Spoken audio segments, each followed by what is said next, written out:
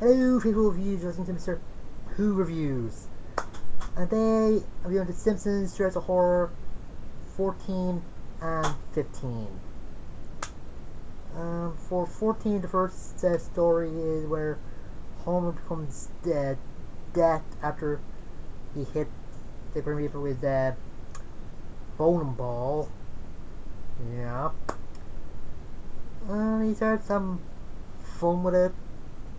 And apparently, the guy that was dead before was named Dave.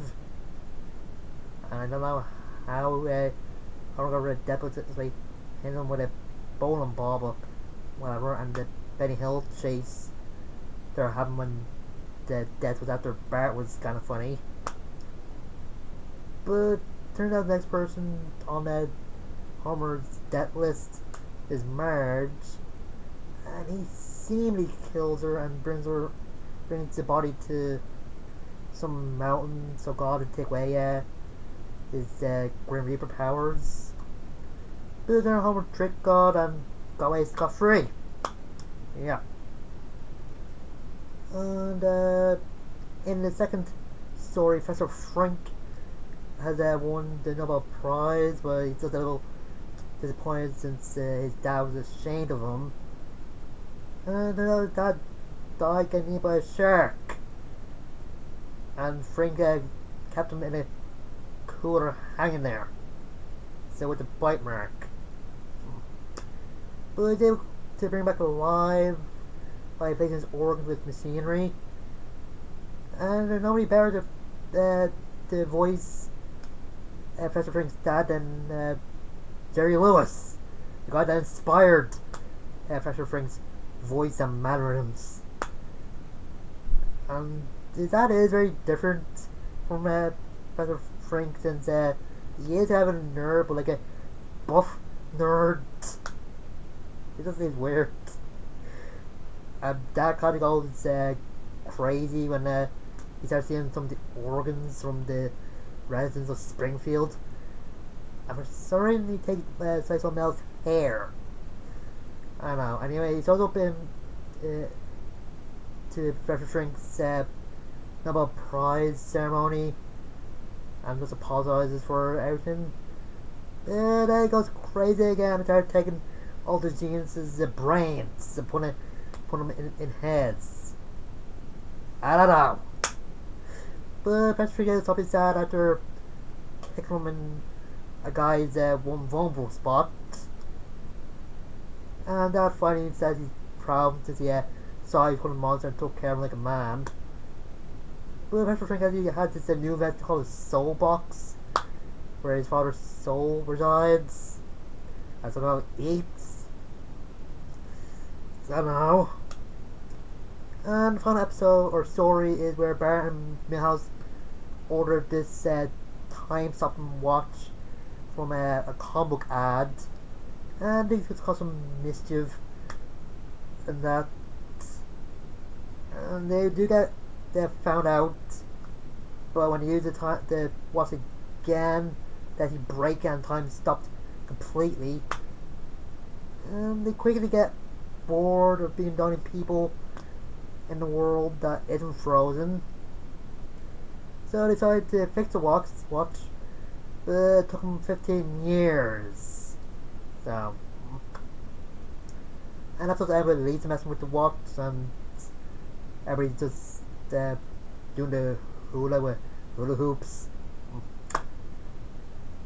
And at the beginning, it made no sense why Karen Coders are complaining about the episode being in November, and they have Christmas decorations up.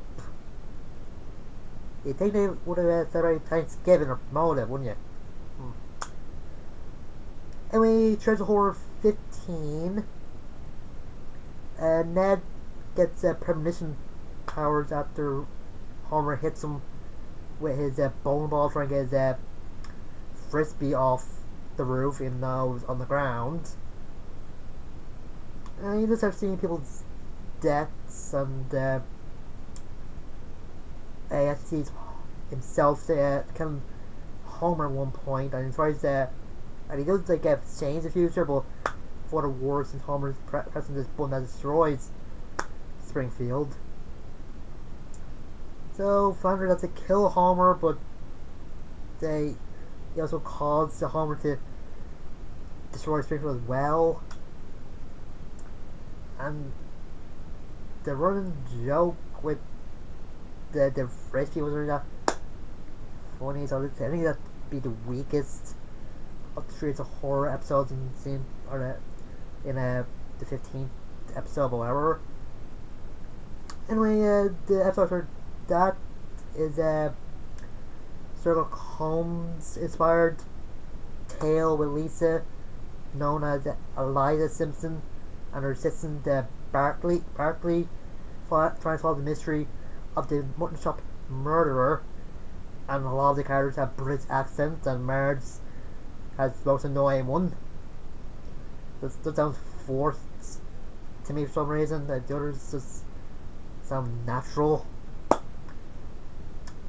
And the clue just leads Eliza and Bartley to an opium den where they find Mr. Burns, and they think they caught the killer until Eliza snips one of the blades of Osiris to find the scent of eel pie, which is the favorite food of Constable Wiggum. And turns out he was just jealous of how successful Eliza was trying to come up with a mystery that even C couldn't solve. And he nearly gets away on a blimp, or there's a hot air balloon, I forget what it is, until Kang notices steampunk ship bursts it, and they think they destroyed the whole Earth fleet. I don't know. And the final episode for the 15th Treehouse Horror is a Fantastic Voyage inspired episode where Mr. Burns takes his pill that's supposed to get an internal health, but Maggie is inside of it, so that everybody has to get shrunken down and put in this Burns' body.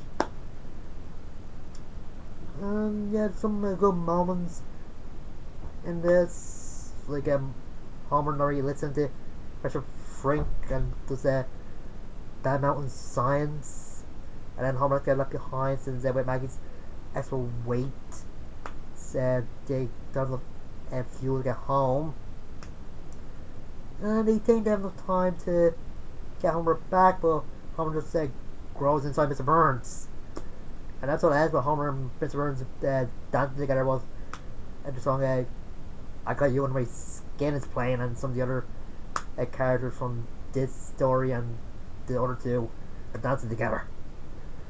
I don't know. I think the two best stories from both Treehouse Horrors is the Jerry Lewis episode or story and the Sherlock Holmes one. They just say better. Jerry Lewis was just great in this, and is it like his thing to have they put on two different voices, because it doesn't sound like to me, and just seeing Lisa dressed up as Holmes was great.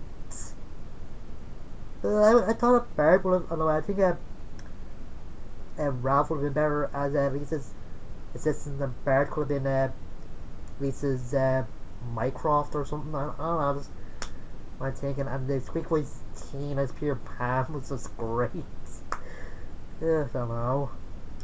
And just two good Treehouse Horrors. Not as good as the first through the few ones, but still good, and so the writers do have a bit of imagination. And I think a lot of stories from the 14 one were great, but I think the one with Ned having like a power was that probably the weakest for the 15th Treehouse Horror. But that's just my opinion. And yeah, there's some funny moments in all of them. And until next time, I'm Zoo. See you guys. Later.